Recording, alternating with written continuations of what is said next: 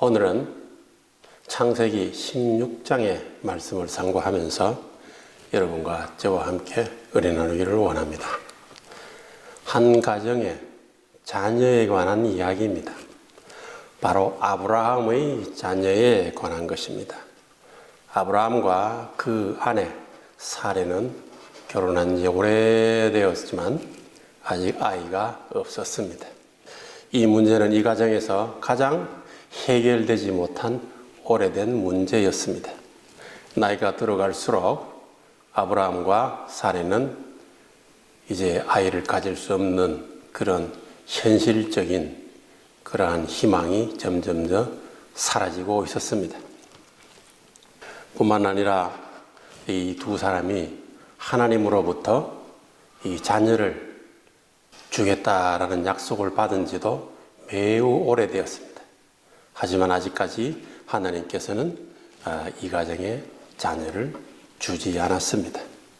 그래서 아브라함은 그 자녀를 주겠다는 약속, 그 약속을 철저히 믿었기 때문에 더욱더 간절하였을지도 모르겠습니다. 그 믿음을 보고 하나님께서는 아브라함을 의롭다고 했습니다. 바로 창세기 15장의 말씀입니다. 고대나 현대나 한 가정에 자녀가 없다는 것은 아주 슬픈 일입니다. 사레는 오랫동안 임신하지 못하였기 때문에 자기 스스로가 생각하기를 하나님께서 나에게는 아이를 허락하지 않는가 보구나 이렇게 생각하고 다른 방법을 간구하기에 이르렀습니다. 옛날에는 이 정실 부인이 아이를 갖지 못하면은 다른 사람을 써서 낳아오는 그런 방법을 이용하기도 했습니다. 그래서 이 사레는 자신의 여종을 통해서 아브라함의 자녀를 얻을 수 있을까 하는 궁리를 하였던 겁니다. 그래서 사레가 애굽 사람 여종 하갈을 통해서 아브라함을 동침하도록 그렇게 하였던 것입니다. 그러나 이렇게 하여서 아이를 낳는 방법은 하나님께서 아브라함에게 자식을 주겠다라고 한 그 약속의 방법은 아니었습니다. 정상적으로 어떤 일을 하지 않으면 항상 문제가 야기되듯이 여기에서도 문제가 발생합니다. 이제 아브라함이 사레의 여종 하갈을 첩으로 얻어서 동침하였더니 임신하게 됐습니다. 사람의 마음은 상황에 따라 변하는 것입니다. 여종인 하갈이 자신이 임신하게 되자 그 태도가 바뀌게 된 것입니다. 사레가 비록 아브라함의 정실 부인이지만 하갈 자신은 그 부인 사레의 여종에 지나지 않지만 이제는 아브라함의 아이를 갖게 되자 태도가 바뀌었습니다. 즉 자신의 주인인 사레의 말을 제대로 듣지 않고 사레를 멸시하기에 이르렀습니다. 아이를 낳지 못하는 주제에 이렇게 돼버린 것입니다. 그러자 이 종으로부터 멸시받은 사레가 가만히 있을 수가 없었겠지요. 그래서 이 사레는 이 문제를 들고 남편인 아브라함을 만납니다. 그리고 아브라함에게 불평을 합니다. 내가 받은 이 모욕은 당신이 받아야 옳다라고 말하는 거죠. 사레가 받은 모욕, 사레가 하갈로부터 받은 이 모욕을 아브라함이 받아야 된다라는 것입니다. 내가 내 아이 여종을 당신이 품에 두었거늘 그가 자신의 임신함을 알고 나를 멸시하고 당신과 나 사이에 여호와가 판단하시기를 원하노라 그랬습니다. 하나님께서 판정을 해달라는 겁니다. 누가 옳고 누가 그르냐를 판정하라는 것입니다. 사레는 자신이 은혜를 베풀어 여종인 하갈을 아브라함에게 첩으로 주었은즉 그 뒤에 하갈이 주인을 멸시하니 하나님이 판단할 것을 주장하는 것이죠. 이러한 문제는 하나님을 신뢰하지 못할 때 자주 발생하는 현상입니다. 하나님의 방법으로 하나님의 원칙대로 행하지 않고 인간의 방법으로 무슨 일을 하게 되면은 반드시 부작용이 발생한다는 겁니다. 사레가 하갈을 통해서 아이를 갖게 하겠다는 잘못된 결정, 이 생각이 바로 문제의 시작이었습니다. 아브라함도 사레의 제안을 받아들여서 하갈을 첩으로 삼은 것도 또한 문제의 완성으로 되는 것입니다. 그리고 그 문제의 내용은 하갈이 임신한 후에 그 여주인을 멸시하는 것으로 드러나게 되었던 것입니다. 종이 주인을 멸시한다는 것은 아주 현실적인 문제입니다. 이 문제는 곧 집안의 갈등을 초래하게 되었습니다. 사레의 갈등은 이제 아브라함의 자녀를 임신한 하갈을 어떻게 대할 것인가 라고 하는 것입니다.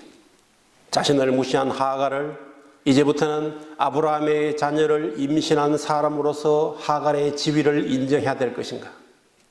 아니면 사레 자신의 여종인 그 신분을 가지고 그대로 취급할 것인가 하는 문제였습니다. 사레가 아브라함의 아이를 임신한 하갈의 지위를 인정한다는 것은 하갈이 비록 자기를 무시할지라도 이것을 참고 지내야 한다는 것이 포함되는 것입니다. 그러나 시간이 가들수록 하갈은 그 자신의 권위를 더욱더 공고히 하고 심지어는 사레 자신의 지위를 넘나볼지도 모른다는 생각을 할 수도 있었을 겁니다. 만약 사레가 하갈을 자신의 여종의 신분에 둔다면 예전처럼 자기 마음대로 할 수 있을 것입니다. 사레는 이것을 아브라함으로부터 결정받습니다. 아브라함은 하갈에 대한 자신의 입장을 말합니다. 당신의 여종은 당신 수중에 있으니 당신의 눈에 좋을 대로 그에게 행하라고 합니다. 아브라함은 비록 사레가 제안하여서 하갈을 자신의 첩으로 삼았고 동침한 후 하갈이 자신의 아이를 임신하였지만 아브라함에게 있어서 하갈은 아직 사레의 여종이라는 것입니다. 즉 아브라함은 비록 자신의 아이를 임신했지만 하갈은 사레의 여종에 지나지 않는다는 것을 사레에게 확인시켜 준 것입니다. 이제 아브라함의 가정 내에서 하갈의 지위가 정리가 되었습니다. 그러자 여주인에 대한 종의 멸시가 그 주인으로부터의 학대로 나타나게 되었습니다. 사레는 주인의 이권으로서 종 하갈을 학대하기 시작했습니다. 멸시에 대한 반격이 시작된 것입니다. 여주인이 그 여종을 모질게 대하는 것입니다. 임신한 하갈은 학대를 받게 되자 견디지 못하고 도망하였습니다. 학대받고 상처받은 사람들은 하갈처럼 도망하기도 하지만 그러지 아니할지라도 내면의 상처를 깊이 가지는 경우가 많이 있습니다. 상처에는 버림받음이 있습니다. 하갈은 아브라함으로부터 버림받았다고 생각한 것 같습니다. 사레가 자신을 모질게 대하여도 아브라함은 하갈의 편을 들어주지 않았던 것입니다. 상처에는 거부당하는 것이 있습니다. 반대로 사레가 여종 하갈로부터 당한 여주인의 지위를 무시하고 거부한 멸시한 것입니다. 사레는 거부당한 상처로 인해서 하갈을 여지없이 학대하였던 것입니다. 사레는 자신의 아이가 없다는 것이 수치심으로 상처가 되었습니다. 여종인 하갈은 바로 임신을 하는데 자신은 아직 임신을 못했으니 사레에게는 수치심이 되었던 것입니다. 사레는 자신의 여종이 임신하자 태도를 바꾸어 자신을 멸시하니 분노가 치솟았을 것입니다. 뿐만 아니라 이제 임신한 여종이 벌써 저렇게 태도가 바뀌는데 아이를 출산하면 얼마나 더 심할까 하는 두려움도 있었을 것입니다. 상처로 인해 나타나는 전형적인 현상은 도피입니다. 도피는 멀리 떠나 도망하는 겁니다. 하갈도 학대를 피해서 사레로부터 도망하였습니다. 도망가는 하갈에게 하나님의 사자가 나타납니다. 도망가다가 목이 말라 샘물 곁에서 목을 축이고 쉬고 있는 하갈을 만납니다. 하나님의 사자가 하갈을 부를 때에 사레의 여종 하갈아라고 합니다. 하나님도 하갈을 부를 때에 사레의 여종이라고 합니다. 이것은 상당히 중요한 의미를 가지고 있는 것입니다. 비록 하갈이 아브라함의 아이를 임신하였지만 그 지위는 아직 사레의 종이라는 것입니다. 하나님이 사레의 여종임을 확인한다는 것은 장차 태어날 아이의 신분 또한 종의 자식이라는 것을 의미하는 것입니다. 그러나 도망하는 하갈에게 하나님의 사자는 이렇게 말합니다. 내가 내 씨를 크게 번성하여 그 수효를 많아 셀 수 없게 하리라. 이것은 하갈에게는 큰 축복이 아닐 수 없습니다. 비록 종의 자녀일지라도 그 후손이 크게 번성하게 된다는 것을 의미하기 때문입니다.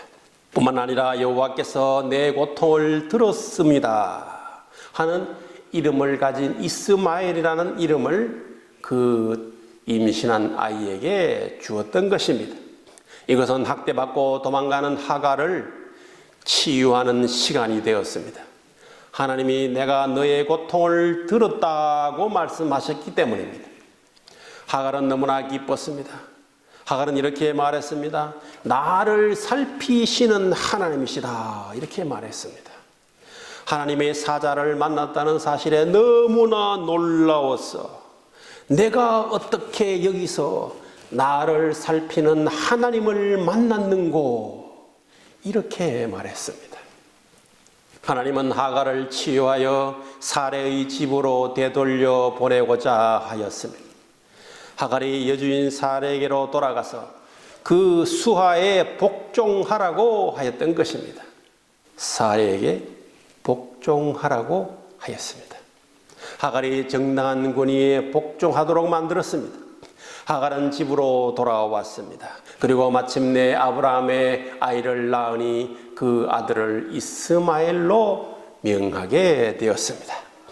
비록 이스마엘은 아브라함에게 계획하신 하나님의 약속의 자녀는 아니었지만 그도 아브라함의 자식으로서 씨를 크게 번성하여 그 수가 많아 셀 수 없게 하리라고 약속하였던 것입니다.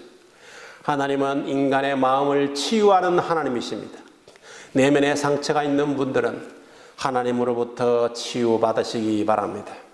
치유자 하나님이 주시는 치유를 받고 나면 우리는 영육간에 강건하게 되고 용기와 소망을 가질 수 있게 됩니다. 하나님이 나와 함께 한다는 확신보다도 더 큰 소망은 없습니다. 예수 그리스도께서 주시는 사랑의 치유가 여러분에게 임하시기를 축복합니다. 치유는 용서와 함께 일어납니다. 치유를 위해서는 나에게 상처 준 사람을 용서하는 것입니다. 나를 힘들게 한 그 사람을 용서할 때에 내 속에 치유가 일어나는 것입니다. 그 용서와 더불어서 성령께서 역사하셔서 내 심령 속에 내 마음 속에 치유가 일어나도록 하시는 것입니다. 하나님과의 관계 회복은 회개가 동반되어야 할 줄로 믿습니다. 회개를 하시기 바랍니다. 회개는 하나님과 나 사이에 막힌 강의 다리를 놓는 것입니다. 회개를 통하여 자신을 정결하게 할 수 있습니다.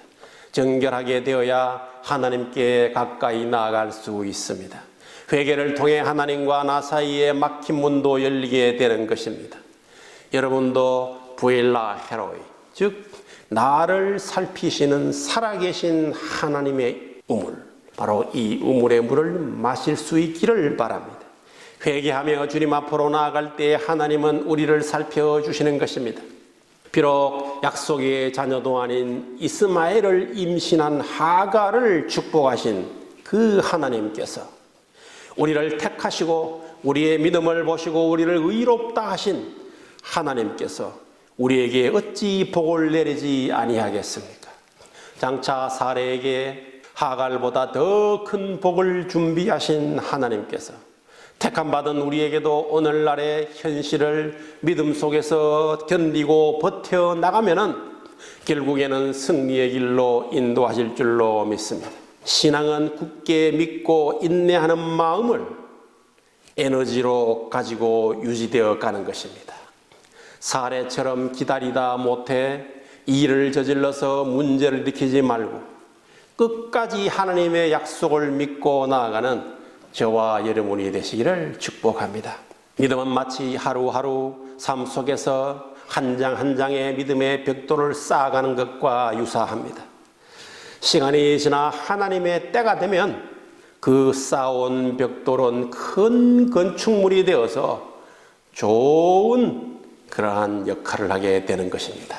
성급하게 서두르지 말고 차분하게 하루하루를 믿음으로 지켜나아가서 결국에 하나님으로부터 종아, 이 착한 종아 수고했노라고 칭찬 들을 수 있는 저와 여러분이 되시기를 축복합니다.